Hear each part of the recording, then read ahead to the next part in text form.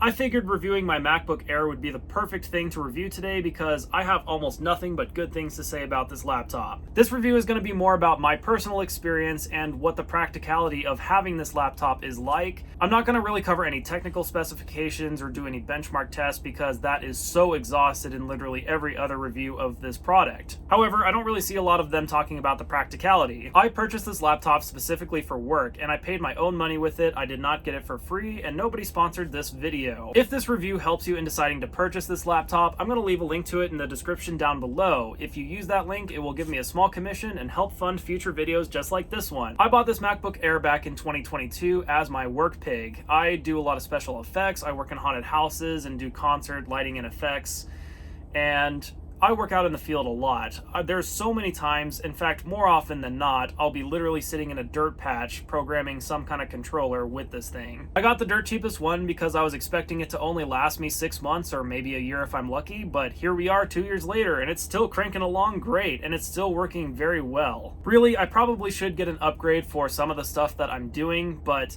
it's working well enough that there's really no reason for me to upgrade yet. I've been incredibly impressed with this MacBook Air, especially considering its cheap price of $700. $700 gets you the base model, which is this guy right here. Yes, this is the dirt cheapest, very lowest spec MacBook Air that you can possibly get. Despite being the very entry-level model with all the bare minimum specs, it has been working nearly flawlessly for me. I think my only complaint would be with the storage. I have 256 gigabytes of storage on here, and I think in the future I'm going to get a terabyte minimum. 1 terabyte is roughly 1,000 gigabytes, so it'd be about 4 times as much. Despite the hang-up with the internal storage, I've got myself a 1 terabyte flash drive, and so far working off of the flash drive has been fine.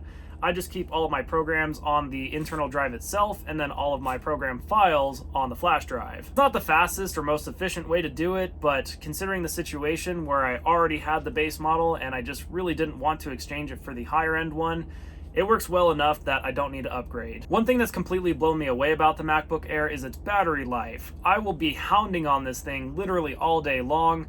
Granted, it's not rendering video, it's just setting microcontrollers and stuff like that. But I can get a good 2 or 3 days use out of this before I even have to start thinking about charging it. If I'm editing 1080p video all day long, I can get about 8 to 12 hours out of it before the battery is totally flat. I find this pretty incredible, and maybe I'm just really behind on the times and how far technology has progressed, but this was incredibly impressive to me, especially considering that the laptop this replaced had to be plugged in every hour. And not even with editing video, it was very basic tasks. Gaming was definitely a concern, not only with compatibility, but also with how well a MacBook Air, the entry-level model, would play them, but so far that has been top-notch. I'm a very simple guy. I play StarCraft, League of Legends, and Minecraft, and that's about the extent of my gaming experience.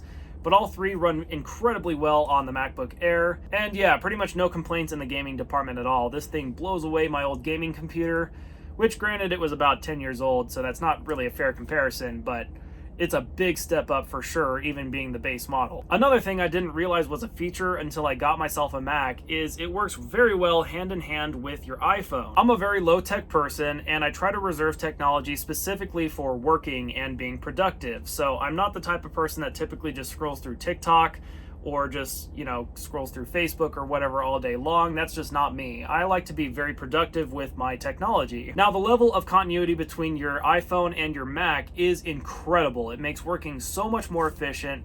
Things go so much faster. It's kind of like having a second screen that you can touch and put inputs on, but it's tied to your computer. Specifically, the fact that I can copy on my iPhone and paste on my Mac, that has been probably the #1 thing that I use. AirDrop makes transferring between your iPhone and your Mac and vice versa so seamless and so easy. It's tremendously easier than trying to transfer anything from an Android device to a PC, which theoretically is as easy as pulling it off of a flash drive. I thought that was a pretty straightforward process until I came across AirDrop, and my mind has 100% been changed. Even things like if I'm looking something up on Chrome or Safari or even writing down notes, all that updates in real time between the two devices. So if I'm looking at a page on my phone, all I have to do is open up Chrome in my laptop and there it is. There's definitely hundreds of more things with continuity that this can do, but I would say that those are the most significant ones and the ones that make working a whole lot more efficient for me. It's a whole lot more durable than it looks and feels. It feels very flimsy when you're holding it, but so far we're 2 years in on doing a whole lot of work in dirt patches and it's held up just fine. I also saw a lot of complaints about dirt and grime getting stuck underneath the keyboard, and